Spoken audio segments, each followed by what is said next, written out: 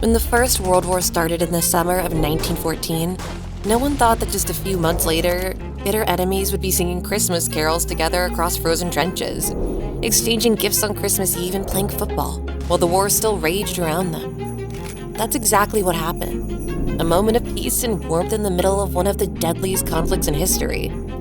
A moment so strange, so human, that it almost feels impossible. This is the story of a true Christmas miracle, the Christmas Truce of 1914.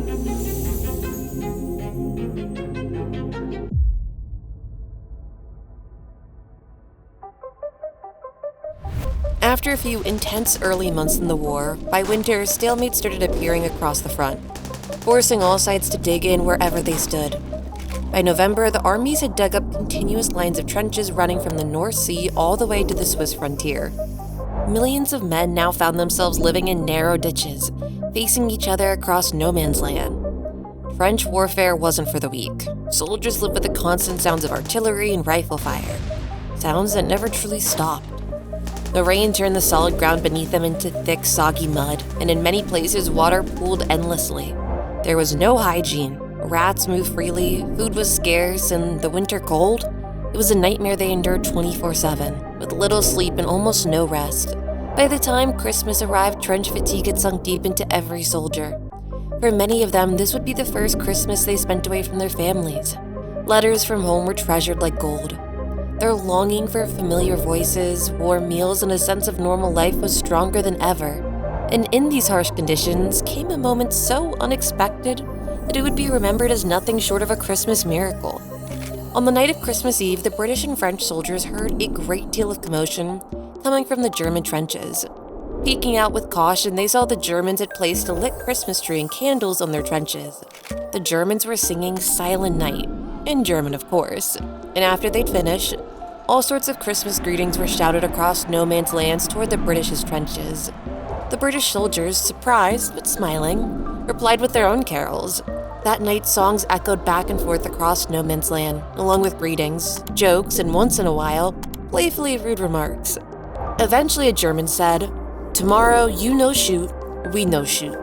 Nobody took it seriously. How could they? They were, after all, in the middle of a war.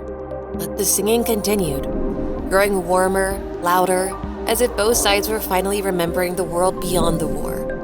For the first time in months, the battlefield didn't feel like a battlefield. And that night, the firing simply stopped. For the first time since the war began, the men slept in complete silence, not knowing the next morning would bring one of the most extraordinary moments in military history.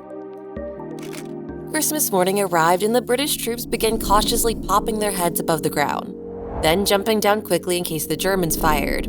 But they didn't. And then they saw a German soldier standing up, waving his arms. The British didn't shoot either, and so it gradually grew.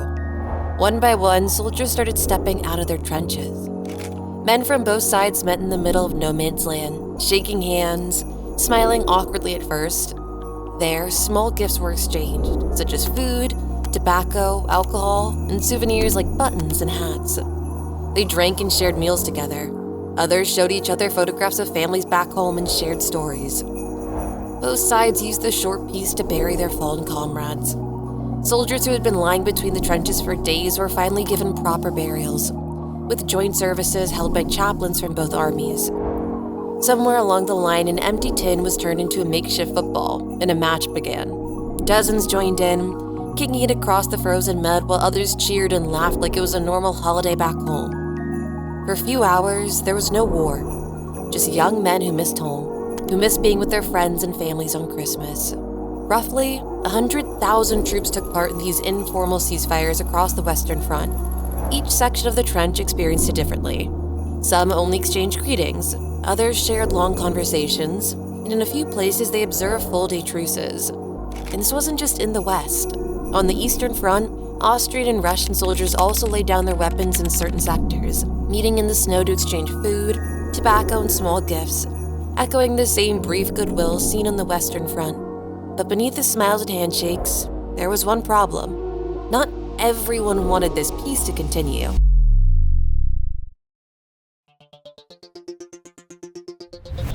The higher command on both sides was furious when reports of these informal ceasefires reached them.